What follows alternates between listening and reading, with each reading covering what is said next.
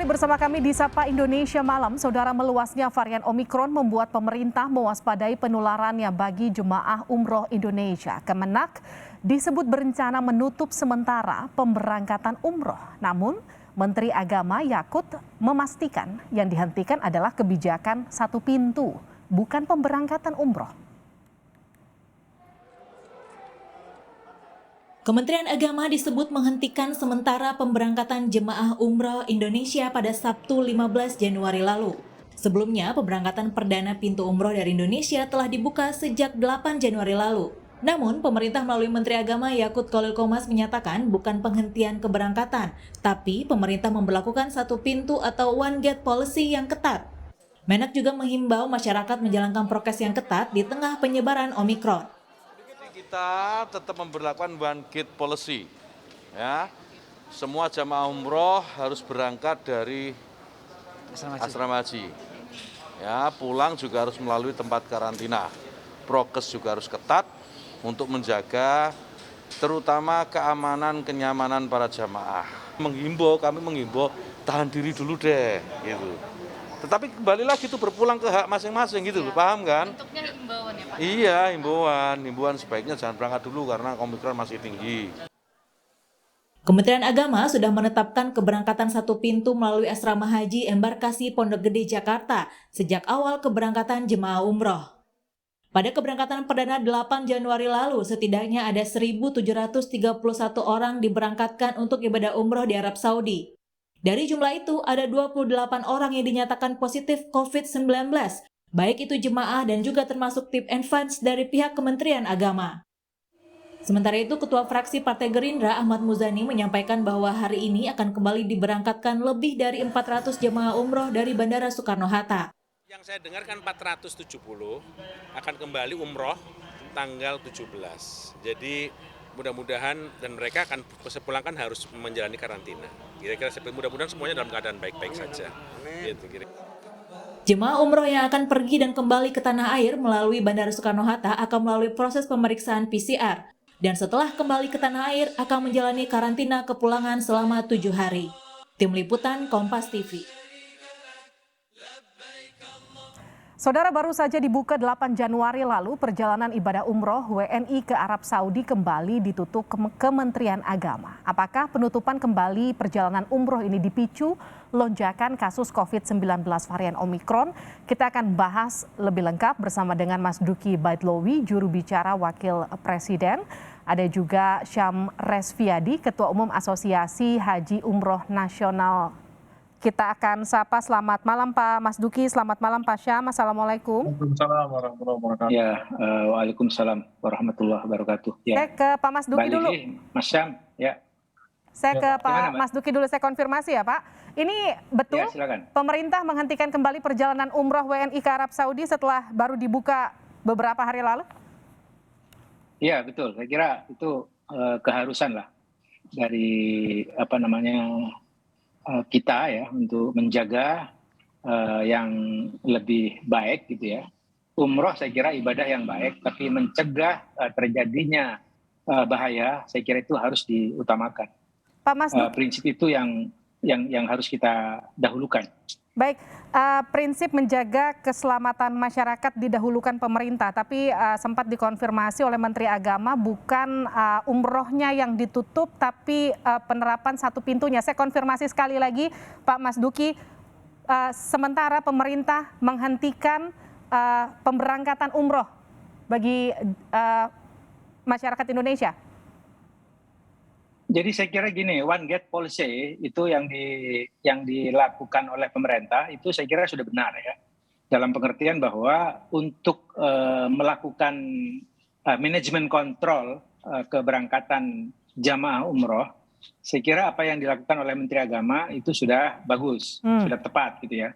Cuma saya kira semua orang ya dengan perkembangan terbaru Omikron, saya kira ini juga harus menjadi perhatian kita semua. Harus menjadi kewaspadaan kita semua. Dalam rapat terakhir kemarin sore ya, Ratas bersama Presiden, Wakil Presiden dan sejumlah kementerian memang sudah ditegaskan bahwa keluar negeri saya kira untuk sementara terutama umroh itu harus diberhentikan, terutama akan ada kasus uji coba yang sudah dimulai ya, keberangkatan umroh sudah melebihi dari ratusan orang, bahkan lebih dari 1.000 orang. Dan ternyata tim advance ya, tim advance yang berangkat dan kemudian pulang kembali itu ternyata positif ya Omicron. Ini saya kira menjadi sinyal yang sangat kuat buat kita untuk mengambil kebijakan dan langkah-langkah itu semuanya. Baik, saya ke Pak Syam. Pak Syam, ini kan juga bagian dari tim advance ya Pak Syam ya? Betul. Pak Syam, ini sekarang ada di Wisma Atlet, sedang karantina Pak Syam? Betul, saya di Wisma Atlet, Tower 5, kamar 1602. Oke, dari tim Anda, ada berapa yang positif? Kami satu tim ada 25 orang, terdiri dari dua grup, ada yang 11 orang dan ada yang 14 orang. Saya termasuk yang 14 orang, di mana kami pulang lebih dahulu, tanggal 6 Januari, lalu di PCR di hotel sebelum berangkat ke airport dan dinyatakan negatif. Kemudian di PCR kembali di airport Soekarno-Hatta, lalu kami dibawa ke hotel isolasi yang sudah kami bayarkan untuk 7 hari. Dari dalam pendaftaran hotel di tempat kami isolasi ini, selama kurang lebih 2 jam kami tiba, baru ada hasil PCR dari airport bahwa satu di antara kami dinyatakan positif. Dan itu adalah teman sekamar saya. Ya. Jadi saya terutama tidak aneh karena dia sempat batuk pilek dan demam waktu di Mekah. Namun dengan kita hanya pergi ke apotik membeli obat batuk, kebetulan saya juga bawa obat demam, saya berikan ke beliau. Dan alhamdulillah selama 2 hari dia sudah mendingan dan di hari ketiga dia sudah sehat seperti sedia kala. Nah akhirnya dia dibawa ke Wisma Haji di hari berikutnya karena harus 1 hari dulu menginap karena baru administrasi bisa dilakukan di esok hari di Wisma Atlet. Ya, beliau masuk jam 9, kami masih melanjut di hari kedua di hotel isolasi. Nah saya merasakan di hari kedua justru mulai bangun pagi itu ada gatal-gatal di tenggorokan, kemudian malamnya merasa demam sampai di hari kelima. Dan alhamdulillah di hari ke-6 saya sudah sembuh, tapi PCR di hari ke-6 saya dinyatakan positif virus gitu ya. Ya di hari 7 pada saat kami harus meninggalkan hotel, ada 7 dari kami harus masuk ke Wisma Atlet karena dinyatakan positif. Gejalanya sama seperti batuk pilek dan demam pada saat di hotel isolasi tersebut. Tapi karena kami juga nggak ngerti ini demamnya virusnya apa, sehingga ya kami patuh, kami ikut saja, kita minta tolong dibawa ke Wisma saja karena kebetulan satu teman yang duluan ke Wisma melihat kondisi di Wisma kok lebih manusiawi, boleh berjalan-jalan, boleh sosialisasi dan seterusnya. Semua fasilitas lengkap dan segala macam, sehingga akhirnya kami minta ke Wisma Haji saja, Wisma Atlet saja. Dan alhamdulillah hari ini saya sudah ke hari ke-5 dan teman saya yang sudah masuk ke hari 9, alhamdulillah tadi sudah PCR dan insya Allah dia pulang besok negatif. Oh alhamdulillah kalau begitu. Pak Syam, yang kemudian juga jadi pertanyaan saya, ketika kemarin tim advance itu berangkat ke sana, apa saja yang kemudian dilakukan, apa yang kemudian dicermati untuk adaptasi jemaah umroh Indonesia yang sudah terlanjur berangkat itu kemudian untuk melakukan pencegahan supaya tidak tertular COVID? Ya, tentunya kami dapat tugas untuk melakukan sesuatu yang terbarukan apa yang terjadi di Arab Saudi. Dan memang kami dikarantina 5 hari di awal. Di Jeddah, ya, karena kami pesawatnya memang hanya ke Jeddah waktu itu, jadi 5 hari di Jeddah.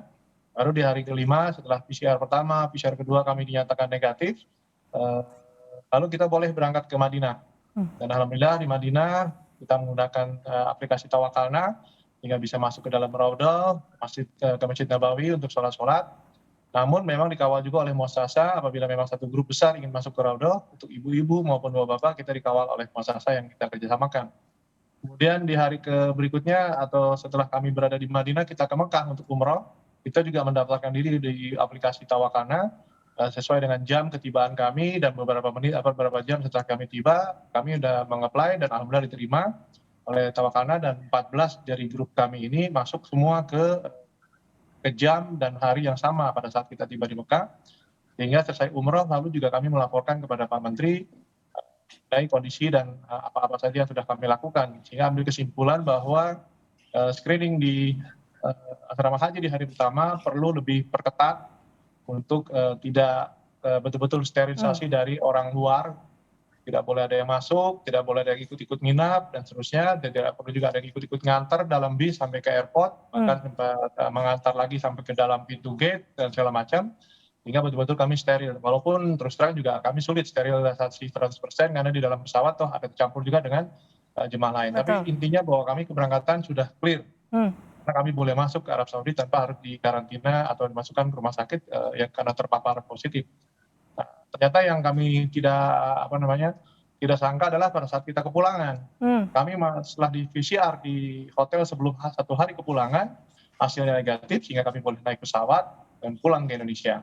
Nah, disitulah mungkin inkubasi dari masa virus tersebut, sehingga teman kami yang tadi saya bilang sudah terpapar di Mekah atau sakit, dinyatakan positif.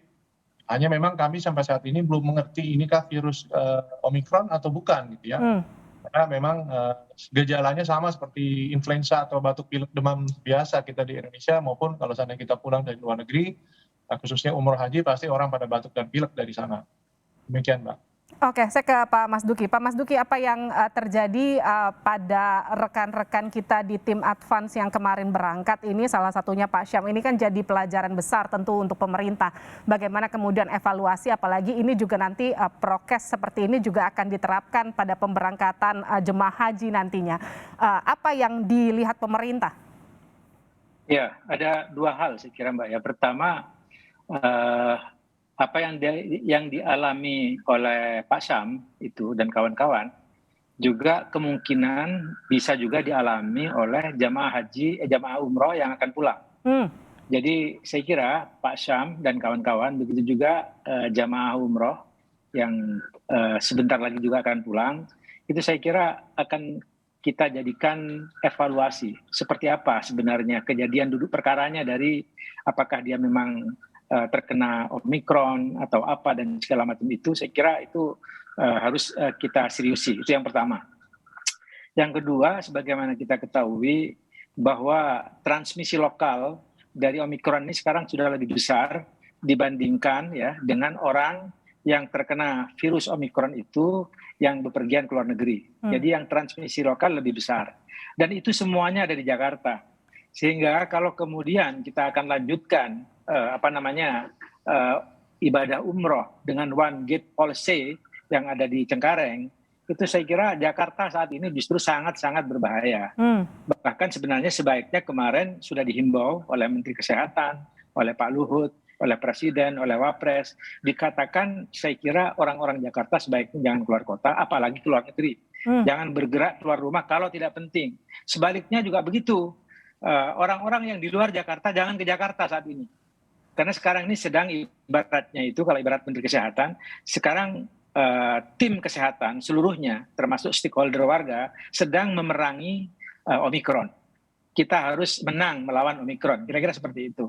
Dan dengan takdir Allah mudah-mudahan kita menang melawan Omikron, dan apabila itu sudah aman, daerah-daerah yang lain otomatis mudah-mudahan tidak ada transmisi jalur-jalurnya ke luar kota, sehingga kita bisa mengatasi. Satu. Yang kedua seperti itu. Terakhir saya kira ini kalau butuh kesadaran kita bersama, karena sebagaimana sudah diprediksi oleh Menteri Kesehatan bahwa puncak dari Omikron ini adalah akhir Februari sampai dengan pertengahan Maret. Oleh karena itu kita tunda terlebih dahulu, kita sabar terlebih dahulu untuk beribadah. Darul mafasid muqaddamun ala jalbil masoleh, katanya, bahwa mendahulukan menghindari bahaya itu lebih penting dibanding kita harus berbuat ibadah, berbuat baik dan seterusnya. Jadi kita sekarang terlebih dahulu harus bersusah payah bagaimana menghindari Omikron ini. Warga Jakarta saya kira waspadalah, kita hati-hati semuanya, dan warga di luar Jakarta jangan ke Jakarta. Saya kira itu, Mbak. Baik, Pak Mas Duki, tapi bagaimana dengan jemaah umroh yang sudah terlanjur berangkat hari ini misalnya, atau baru kemarin berangkat? Itu seperti apa nanti kemudian upaya pencegahannya? Karena kalau kita tahu mulai dari 8 Januari saja, paling tidak dari data saya ada sekitar 1.731 jemaah umroh yang sudah terlanjur berangkat. Iya, saya kira mekanisme yang ketat seperti biasanya. Ini kan yang menjadi pembahasan kemarin di dalam rapat kabinet terbatas itu, sebenarnya Omikron ini sebenarnya sebaiknya untuk karantina berapa hari. Karena kasus Pak Sam tadi itu kan menarik ya. Dan itu kasus seperti yang dialami oleh Pak Sam itu juga dialami oleh orang-orang lain yang sebelumnya sudah dinyatakan negatif, tapi begitu pulang ke rumah ternyata dites lagi dia mengalami positif. Karena apa? Karena karantina yang mestinya taruhlah misalnya ditetapkan misalnya seminggu atau 3 hari itu harus pasti. Inkubasinya berapa lama tadi sudah ya seperti yang dikatakan oleh Pak Syam, dan kemudian kita harus betul-betul pasti ketika kita sudah keluar dari karantina memang betul-betul sudah tidak ada lagi positif lagi karena akibat Omikron. Nah, orang-orang yang pulang dari umroh itu saya kira sama prosesnya harus ketat di dalam proses karantina nanti. Seperti itu saya kira, Mbak. Sampai kemudian dia menjadi negatif. Gitu. Oke, Pak Mas Duki, ini kan akan menjadi pukulan yang cukup keras bagi mereka jemaah umroh yang kemudian sudah berharap akan berangkat, apalagi mereka tahu tanggal 8 Januari kemarin baru saja dibuka, artinya mereka sudah siap-siap tapi sekarang pintunya ditutup kembali. Tadi Anda juga sempat menyinggung soal evaluasi kebijakan satu pintu. Apa artinya daerah-daerah lain juga akan dibuka, artinya kita tidak lagi satu pintu lewat Jakarta? Anda juga tadi sempat menyinggung Jakarta terlalu berbahaya kalau kita tetap menerapkan kebijakan one gate system seperti sekarang.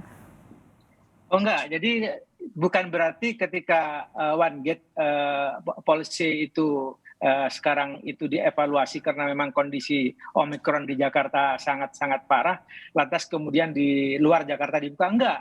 Karena persoalannya kita sama. Di Arab Saudi saya kira juga menjadi masalah yang sangat berbahaya. Di daerah Turki dan pada umumnya negara-negara yang di luar negeri pada umumnya sekarang memang sedang bermasalah dengan Omikron.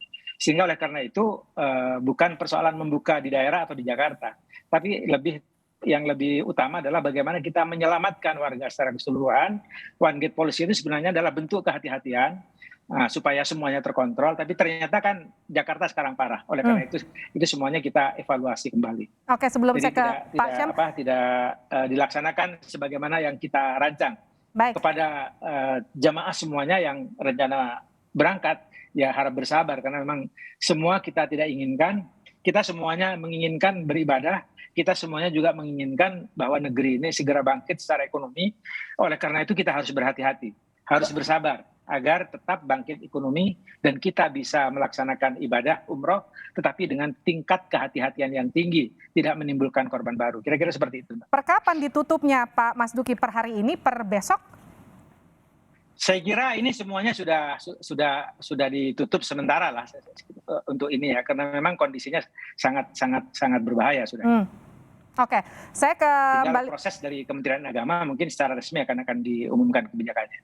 Baik. Karena kalau sekarang itu kondisi seperti ini, lalu kemudian kita lakukan kebijakan sebagaimana yang kita rancang semula, tidak tanpa evaluasi, saya kira itu akan sangat berbahaya. Oke, Pak Syam, Anda sependapat dengan Pak Mas Duki? Ya, terus terang selaku pribadi iya, tapi saya selaku ketua asosiasi dan sebuah pimpinan travel belum menyetujui 100%. Kenapa belum setuju 100%?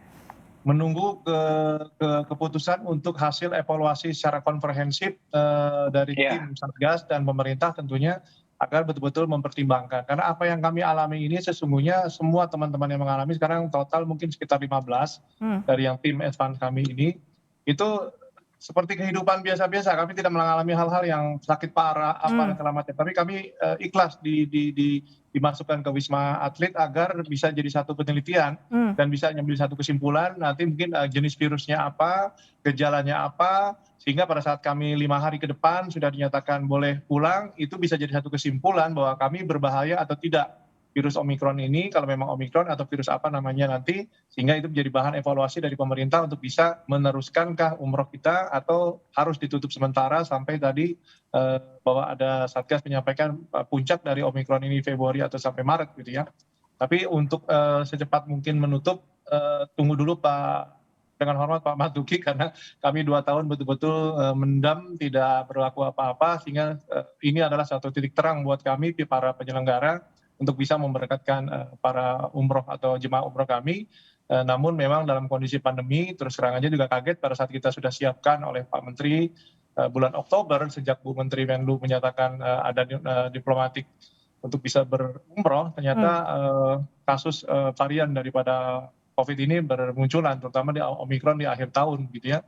Sehingga akhirnya tertunda dan akhirnya kami jadi tim Evan berangkat duluan dan kamilah jadi uji coba dari semua proses umroh ini. Dan alhamdulillah kami ikhlas. Semoga ini jadi satu bahan pertimbangan pemerintah bahwa apapun yang kami alami sekarang di Wisma Haji dari 7 hari di hotel, 10 hari di Wisma Atlet, itu jadi 17 hari kami di karantina, bisa menjadi evaluasi untuk segera mungkin diambil untuk apakah umroh harus ditutup atau tetap diberjalankan dengan catatan-catatan.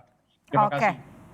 Nanti tentu apa yang terjadi pada Pak Syam dan juga rekan-rekan akan jadi bahan evaluasi bagi tim Kementerian Agama dan juga pemerintah. Meskipun tadi kalau kata Pak Mas Duki sementara sudah ditutup dulu sampai kemudian nanti ada evaluasi lebih lanjut lagi terkait seperti apakah nanti ke depannya, apakah masih tetap bisa dijalankan dengan sejumlah peraturan atau ketentuan, apakah memang sementara harus ditutup karena Omikron diprediksi masih akan memuncak sampai Maret mendatang.